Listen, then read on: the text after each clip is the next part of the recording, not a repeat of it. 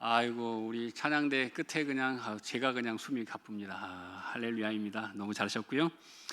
어제 우리 교회 대청소를 너무 그냥 깔끔하게, 우리 이제 부교육자들이 그러더라고요. 이제 보통 이제 뭐 서울에서나 어디 자기들이 살겠던 교회에서 뭐 대청소하면 성도에 나와가지고 막 부교육자들에게 어디를 청소해야 됩니까? 어떻게 해야 됩니까? 막 다 이렇게 질문이 많대요. 근데 우리 교회는 모여서 기도하고 흩어지더니 안 보이더니 일 다 끝내고 서로 가더래요. 알아서 막 이렇게 끝나고. 그래서 야, 정말 이 교회는 정말 대단하다. 알아서 자기의 역할을 잘 감당하고 또 누가 부족하면 가서 자기 일 끝내고 도와주고.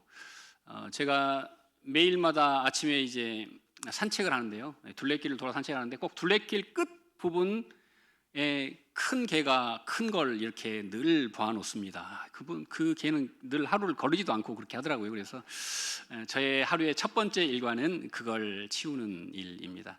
저는 감사하게 생각합니다. 내가 다른 사람들 보기 전에 내가 이 일을 치워놓고 그 길을 가는 게, 여러분 같은 길을 가도 할 일이 있다는 건 얼마나 감사한 일입니까? 어제 또 우리 새 가족들은 국내 성지순례로 강화도를 갔다 왔는데요. 토요일에 새벽 6시에 출발해서 어제 저녁 9시 20분에 교회를 도착했는데, 강화도에 이제 제 친구 목사님이 북한 사역을 하시는 목사님이 계셔서, 강화도가 우리 초기 기독교 선교 유적이 정말 많은 곳이거든요. 그래서 기독교 초기 선교 유적지와 그리고 북한 선교에 대해서 잘 배우고, 또 야, 이런 또 하나님의 선교의 지경이 있구나를 깨닫고 오셨다고 너무 또 이렇게 좋아들 하는 모습을 보면서 우리 교회가 안팎으로 너무 감사한 일이 많구나라고 생각했습니다. 우리 교회가 이 시대에 정말 우리 주님의 오심과 주님이 하신 그 일을 기쁘게 감당하는 교회가 되시기를, 여러분이 되시기를 간절히 소망합니다. 일제 강점기였던 1930년대 우리나라에서 가장 많이 출판된 책은 어떤 책이었을까요? 자, 여러분들에게 여쭙겠습니다. 1번 소설, 2번 잡지, 3번 시집, 4번 족보. 몇 번일까요? 네, 역시 여러분들은 훌륭하십니다. 네, 오늘 설교 제목에 족보가 나와 있는데, 네, 역시 여러분들은 연동력이 좋으십니다. 네. 족보가 1930년대에 최고 많이 출간되었다고 합니다. 소설책이 132종인데요. 족보가 151종 정도 출간되었다고 하니까, 그래서 학자들은 왜 그때 족보를 우리나라가 많이 찍었을까? 여기에 대해서 연구했는데요. 4가지의 결론이 있습니다.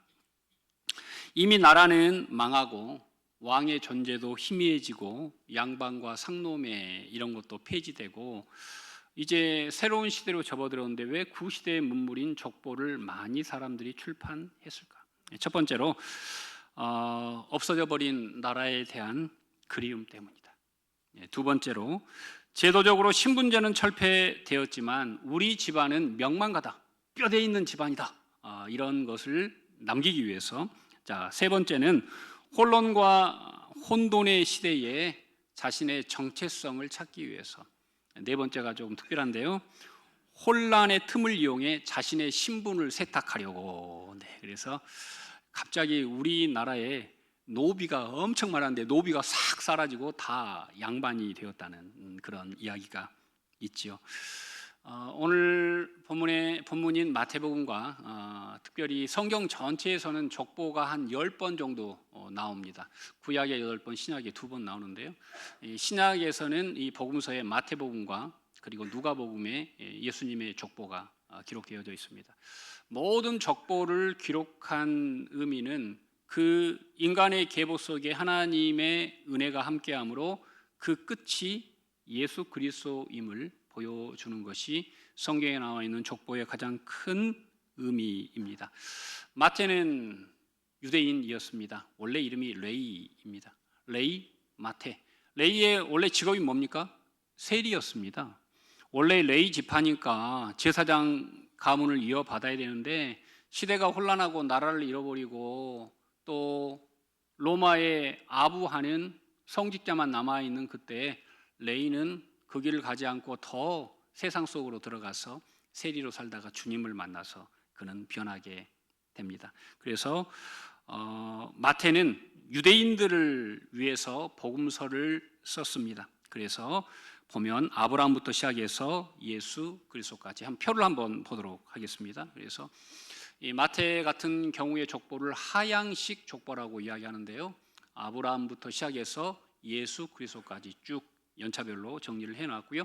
누가 같은 경우는 이방인들을 위한 복음입니다. 그래서 유대인이 아니라 이방 지역에 있는 신자들을 위해서 복음서를 만들었기 때문에 상향식 족보를 택합니다. 그래서 예수 그리스도부터 시작해서 아담, 그 위에는 하나님까지. 그래서 이 모든 인간의 구원의 계보의 설계자가 하나님이시고, 그리고 결국엔 예수 그리스도로 종결됨을 이 족보가 우리에게 말씀하고 있는 것입니다.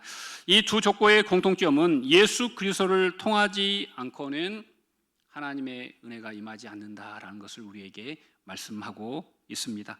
마태의 탄생 이야기가 만왕의 왕의 탄생 이야기라면 누가의 예수 탄생 이야기는 낮은 자들에게 오시는 구원의 예수님을 잘 그려놓고 있습니다. 그래서 마태복음에는 동방 박사들이 하늘의 별을 보고 예수님을 찾아와 경배하는, 왕을 아련하는 장면이 나오고, 누가복음에는 하늘의 천사들이 낮고 낮은 목자들에게 수태고지를 전하고 그들이 예수님을 찾아가는 전혀 상반된 장면이 등장하는 것은 바로 그러한 이유 때문입니다. 그럼에도 불구하고 이 두 복음서에서 이 족보를 통해서 그 모든 길에 무엇이 있다? 믿음이 있고 은혜가 있고 예수가 있음을 우리에게 말씀하고 있습니다. 첫 번째로 이 예수님의 족보는 믿음으로 이어진 족보라는 사실을 우리는 기억해야 합니다. 1절 보시죠. 우리 함께 봉독하겠습니다. 아브라함과 다윗의 자손 예수 그리스도의 계보라. 네, 계보라, 족보라. 이 계보의 원래 원어가 톨레도트인데요. 영어로 하면은 제네시스. 우리 현대에서 잘 맞는 차 하나 있죠? 제네시스. 네, 그래서 사람들은 이 제네시스가 창조라고만 생각하는데 원래 뜻은 계보, 족보, 새로운 창조의 족보라는 뜻이 제네시스, 톨레도트, 계보라는 뜻입니다. 아까도 서두에서 말씀드렸다시피 마태복음은 유대인들을 위해서 기록된 책입니다. 그래서 유대인들에게 가장 사랑받는 두 사람 누굴까요? 아브라함과 다윗, 이 두 사람을 족보의 가장 중앙에 배치하고 있는 모습을 볼 수 있습니다. 아브라함과 다윗의 공통점이 있어요. 이 두 사람의 공통점은 하나님께 크게 쓰임받았다는 것이고, 또 한 가지는 하나님이 이 사람들에게 언약을 맺습니다. 아브라함과 하나님이 언약을 맺고 다윗과 하나님이 언약을 맺게 됩니다. 그리고 이 두 사람의 또 한 가지 공통점은 믿음이 출중하다는 것이죠. 오직 하나님만 바라보고 그 먼 길을 떠나서 어디까지? 가나안 땅까지 왔던 아브라함, 그리고 목동이었던 초라한 신분에도 골리앗을 상대하는 큰 믿음이 있었던 다윗. 이 사람들은 하나님이 주신 능력과 복을 어떻게 합니까? 자기들이 혼자 다 쓰지 않고 그걸 어떻게 후대로 흘려보내서 그들이 복의 근원이 되었던 것을 성경은 우리에게 오늘 이 본문을 통해서 말씀하고 있습니다. 하나님이 우리의 가문을 통해서, 우리의 족보를 통해서 보시는 가장 중요한 것은 바로 그 안에 무엇이 흘러야 되는 거예요? 믿음이 흘러가야 하는 줄로 믿습니다. 저는 이 자리에 있는 모든 여러분의 족보 가운데 여러분을 통해서 새롭게 믿음이 새창도되고 흘러가시기를 간절히 소망합니다. 자, 12장 2절 창세기 우리 함께 봉독하겠습니다. 내가 너로 큰 민족을 이루고 내게 복을 주어 내 이름을 장대하게 하리니 너는 복이 될지라. 아멘. 네, 내가 내게 복을 주었다. 이 자리에 있는 사람은 다 복을 받은 사람이에요. 복 받은 사람들입니다. 그런데 우리가 정말 복 받은 사람은 어떻게 하냐면 그 복의 방향이 달라야 돼요. 세상 사람들은 복 받으면 다 자기가 누립니다. 그런데 예수를 바르게 믿는 사람들은 그 복을 어떻게 해요? 흘려보냅니다. 그래서 그 사람이 복의 근원이 되는 거예요. 거기에 생명줄이 되는 거예요. 이 생명줄이 계속해서 샘솟듯이 흘러나오면 그게 계속 흘러나가서 다른 사람들을 살리는 일을 하게 되는 것입니다. 그래서 신약 성경에도 아브라함의 복에 대해서 기록이 나왔는데요. 갈라디아서 3장 8절 보시죠. 자, 함께 읽겠습니다. 또 하나님이 이방을 믿음으로 말미암아 의로 정하실 것을 성경이 미리 알고 먼저 아브라함에게 복음을 전하되 모든 이방인이 너로 말미암아 복을 받으리라 하였느니라. 자, 이제 신약에서는 좀 더 아브라함이 어떤 복을 받았는지, 아브라함이 받은 복이 뭐예요? 복음이라는 거예요. 복음. 아브라함도 복음을 받았대요. 신약에만 마태, 마가, 누가, 요한 복음이 있는 게 아니라 아브라함도 이미 복음을 받았어요. 하나님이 그에게 복음을 증거하신 거예요. 그래서 아브라함이 그 복음을 따라 가나안 땅에 도착했고, 그는 복음을 따라 살았고, 뭘 남겼어요? 복음을 남겼어요. 생명을 남겼어요. 그래서 그 후대에 다른 게 흘러간 게 아니에요. 돈이 흘러간 게 아니에요. 능력이 흘러간 게 아니에요. 바로 믿음이 그 자녀 손손 흘러갔다는 것을 성경은 의미하고 있습니다. 자, 두 번째로 누가 나오죠? 다윗이 나오는데요. 제가 성경 코덱스를 찾아가지고 검색해 보니까 다윗이라는 이름이 약 신구약 성경에서 800번 이상 나옵니다. 사람의 이름 중에서 가장 많이 거론되는 이름이, 성경에 거론되는 이름이 바로 다윗입니다. 자, 여러분, 다윗은 단순히 이스라엘의 왕 중에 한 사람, 유명한 한 사람이 아니라 하나님의 구속사에게 가장 중추적인 역할을 하는 인물임을 성경은 계속해서 구약부터 신약까지 우리에게 말씀하고 있는데요. 자, 오늘 본문에 재미있는 구절들이 숨어 있습니다. 자, 보시면 오늘 마태복음 1장 17절 보시죠. 마태복음 1장 17절 우리 함께 읽겠습니다. 그런즉 모든 대수가 아브라함부터 다윗까지 14대요 다윗부터 바벨론으로 사로잡혀 갈 때까지 14대요 바벨론으로 사로잡혀 간 후부터 그리스도까지 14대더라. 아멘. 우리 지금 개역 개정판에는 아브라함과 다윗 이렇게 나왔죠, 순서가. 그런데 원래 헬라어 성경에는 다윗과 아브라함으로 기록되어져 있습니다. 우리나라 번역가들이 아무래도 아브라함이 먼저 태어났으니까 아브라함을 먼저 앞으로 보낸 것 같은데, 성경의 저자의 의도는 다윗이 먼저예요. 왜냐하면 오늘 17절에 보듯이 모든 대수가 몇 대예요? 14대, 14. 이 14라는 숫자는 어떤 의미냐면요, 다윗이라는 이름이 다비드인데 DVD, 영어 이니셜로 하면 그런데 히브리어로는 똑같아요. 히브리어는 똑같은데 히브리어는 숫자마다, 기역, 니은마다 숫자가 붙어요. 기역은 1이고 니은은 2고 디귿은 3이고 뭐 이런 식으로 숫자가 붙듯이 히브리어에는 사람들은 그 자음만 보는 게 아니라 자음 뒤에 붙은 숫자가 보여요. 그래서 다비드는 464예요. 그럼 합치면 얼마예요?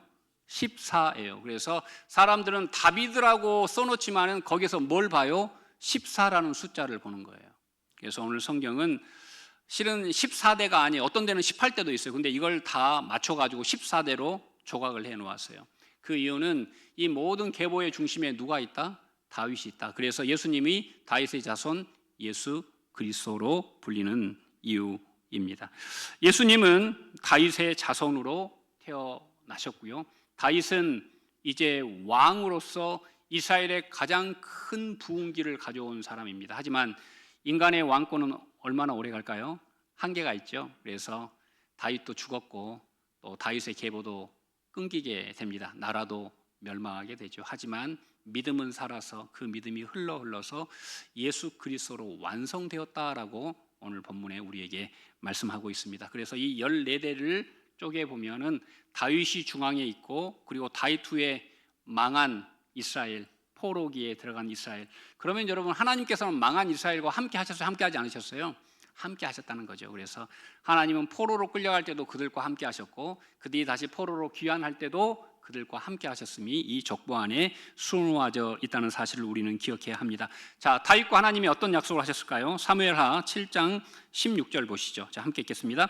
내 집과 내 나라가 내 앞에서 영원히 보존되고 내 왕위가 영원히 공고하리라 하셨다 하라. 아멘. 지금도 이스라엘은 다윗을 정말 그리워합니다. 왕 중의 왕, 그 시대, 그 막강한 통일 왕국의 시대, 최고의 땅, 아브라함이 약속하신 모든 땅을 정말 실제적으로 다 가지고 있는 그 때를 그들은 지금도 그리워합니다. 그래서 이스라엘 국기에는 다윗의 별이 그려져 있습니다. 세모가 아래로 있고 거꾸로 있고 해서 이걸 다윗의 별이라고 하는데 국기에 다윗이 그려져 있는 것과 마찬가지입니다.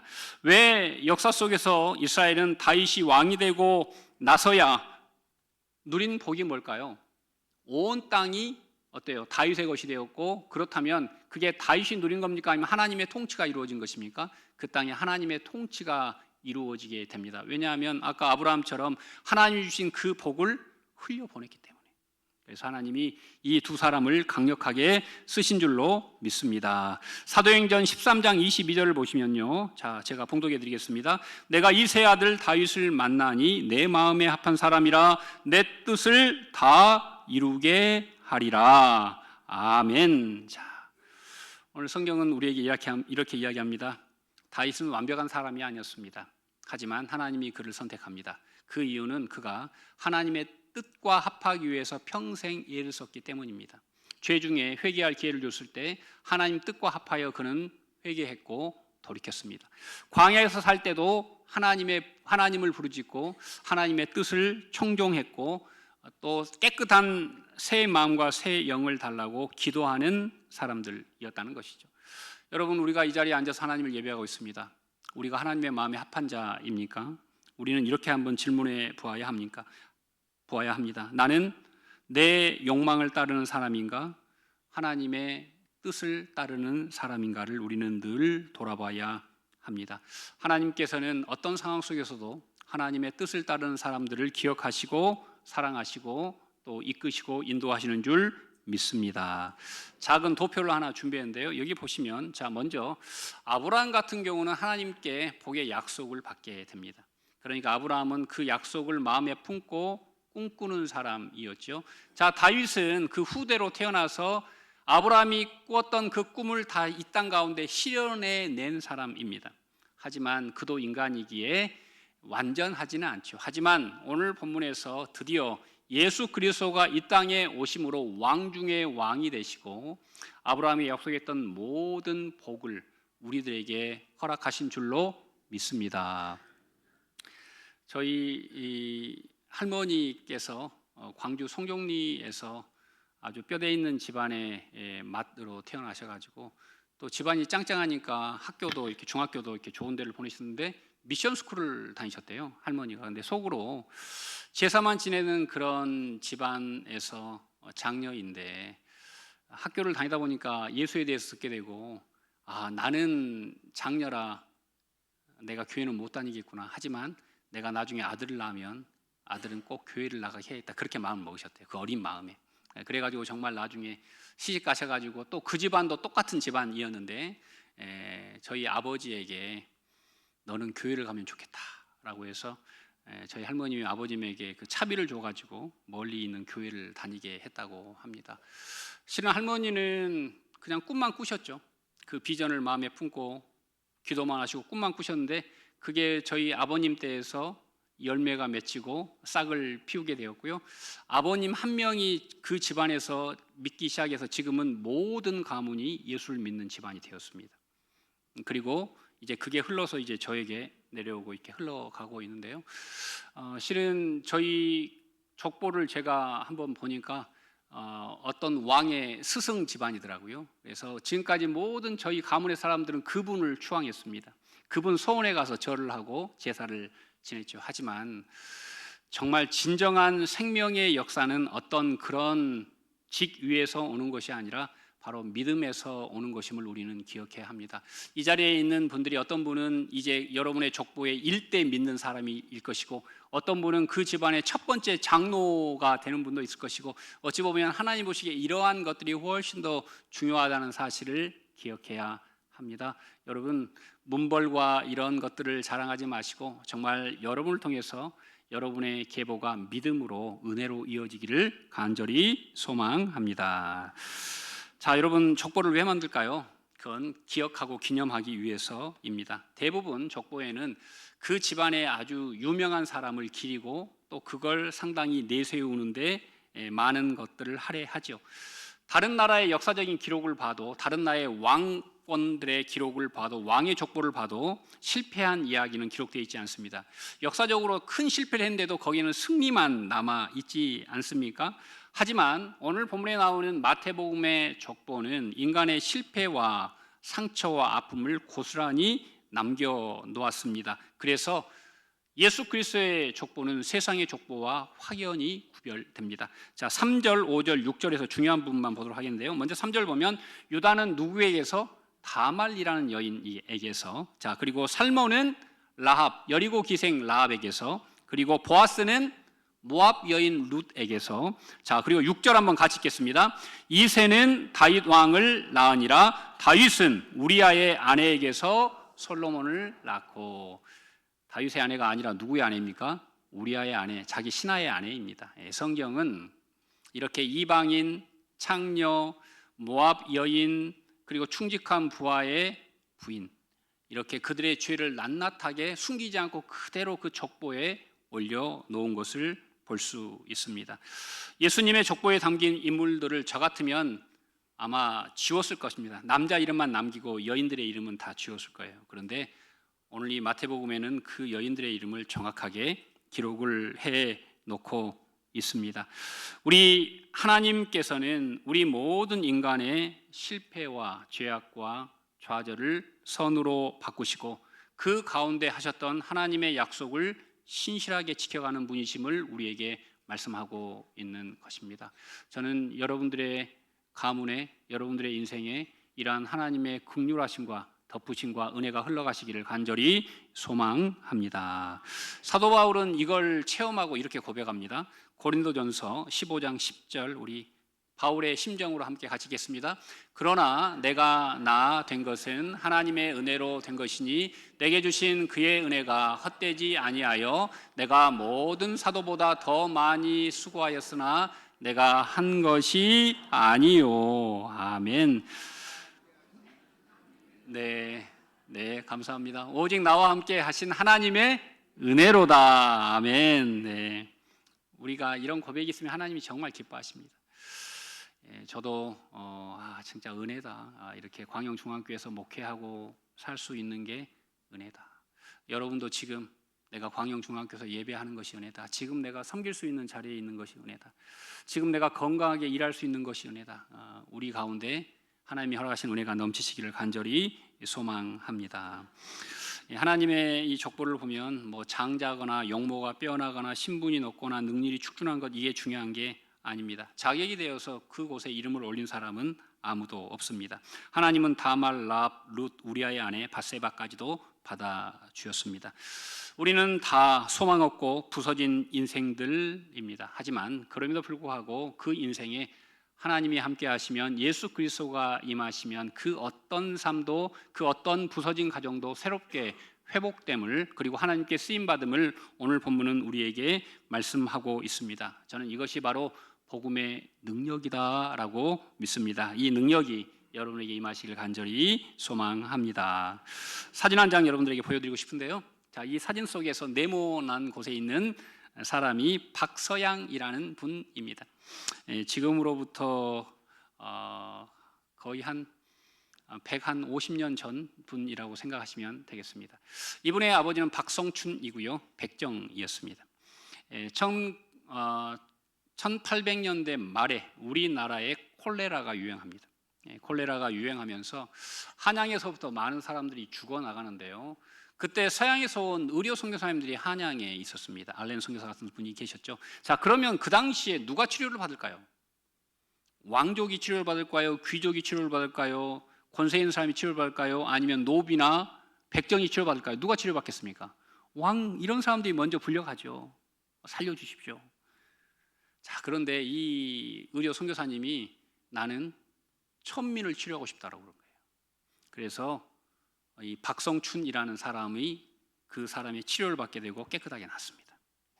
근데 이분이 너무 감격한 거예요. 나은 다음에, 야, 지금 콜레라로 양반들이 죽어가는 팀에 어찌 서양에서 온 사람이 왜 나를 살렸는가.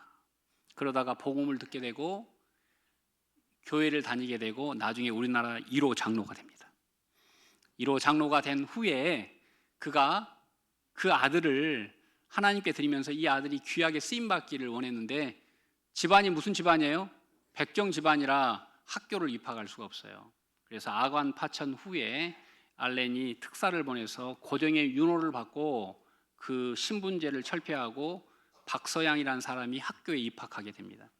우리나라에서 첫 번째 의사가 되고요. 1908년 졸업생 7명을 배출하고요. 현 연세대학교 1호 의사가 됩니다. 여러분, 이 박서양이라는 사람은 백정의 아들이었습니다. 엄격한 신분제 사회 속에서 백정은 상투도 틀 수 없었고 도포도 입을 수 없었고 아무리 부자여도 집에 기와를 얹을 수 없었습니다. 딸은 아무리 부자여도 가마를 태워 시집보낼 수도 없었습니다. 7천민 중에서도 가장 낮은 신분에 있는 이 박서양이 의대를 졸업하고 한국의 1호 의사가 되고 한국의 1호 의학 교수가 되었습니다. 여러분 같으면 그런 대접을 받다가 의사가 되면 한양에다가 병원을 세우고 보란듯이 살지 않겠습니까? 그런데 이 박서양은 나중에 어느 정도 재물이 생긴 후에 그 재물을 챙겨가지고 어디로 갈까요? 만주로 가서 독립군과 함께 평생을 나라를 위해 싸웁니다. 여러분, 이런 사람이 그리스도인입니다. 이런 사람이 그 복을 어떻게 흘려보내는 사람입니다. 저는 우리 교회가 이 시대에 이런 교회가 되시기를 간절히 소망합니다. 마태복음은 죄인들을 사랑하시는 하나님의 은혜의 통로를 우리에게 보여주고 있습니다. 그 사람들을 하나님이 긍휼로 새롭게 하여 주셔서 그들을 통해서 하나님의 역사를 지금도 이루어가고 있습니다. 여기에 있는 우리 모두는 부족합니다. 제가 생각해도 저는 정말 부족합니다. 하지만 하나님께서 은혜로 덮으셔서 저를 사용하고 계시는 줄 믿습니다. 이 자리에 있는 여러분에게도 하나님의 놀라운 은혜가 함께하여서 이 시대에 여러분을 통해서 많은 분들이 복을 누리시기를 간절히 소망합니다.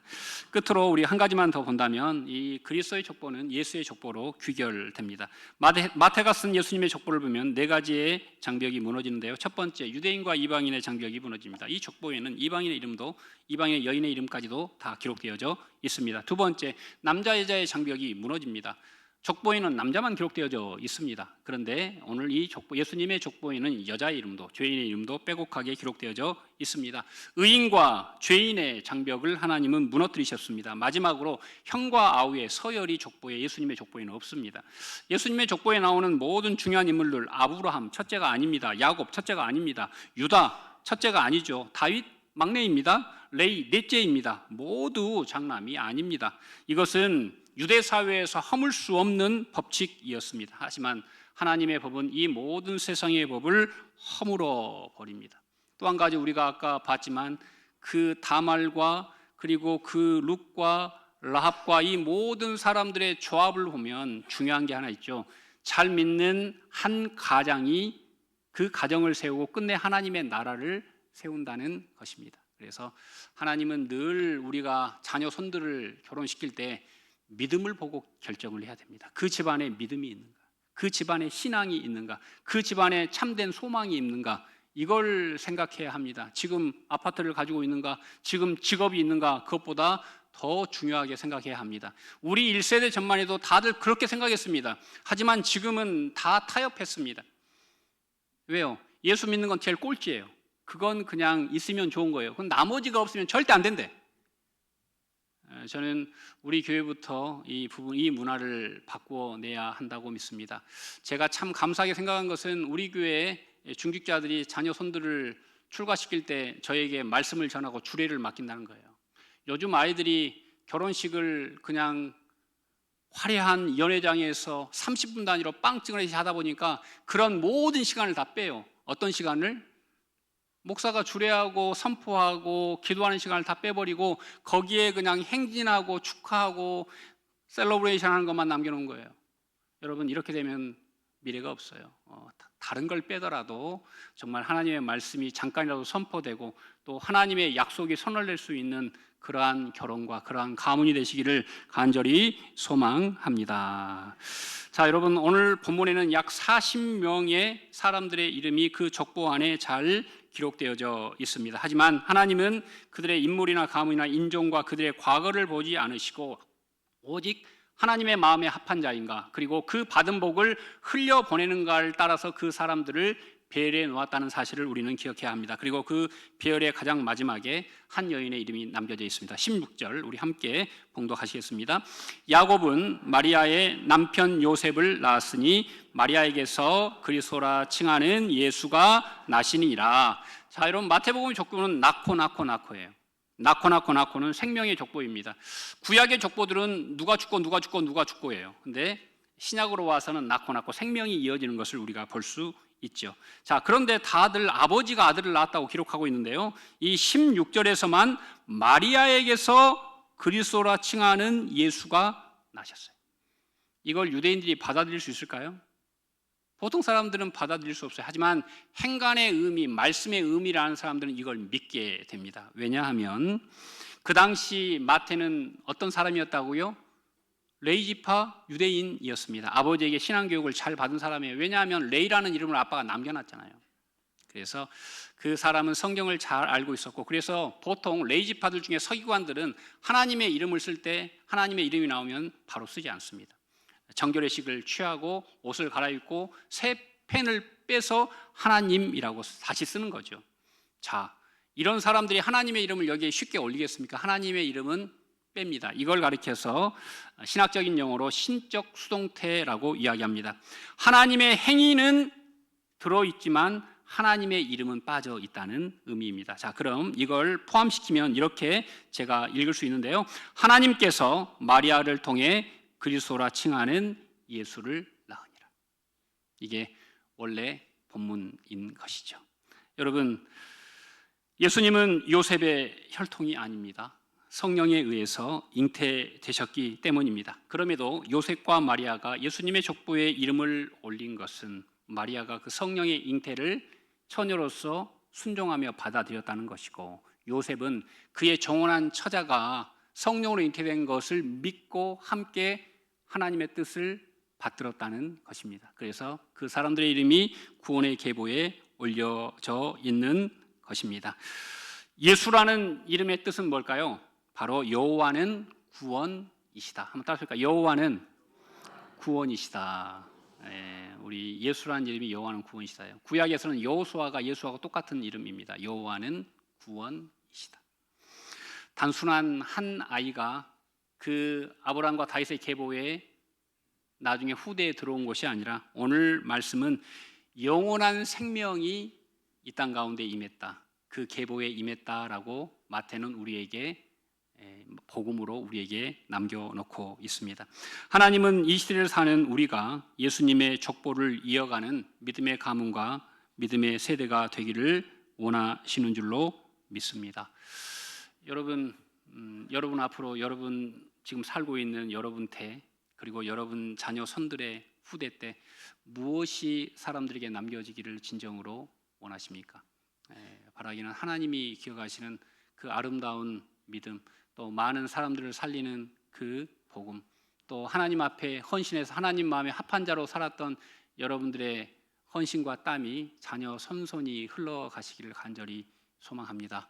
그래서 세상 사람들에게 추앙받는 인생이 아니라 훗날 우리가 하나님 앞에 섰을 때 잘했다 칭찬받는 종들이 되시기를 간절히 축원드립니다.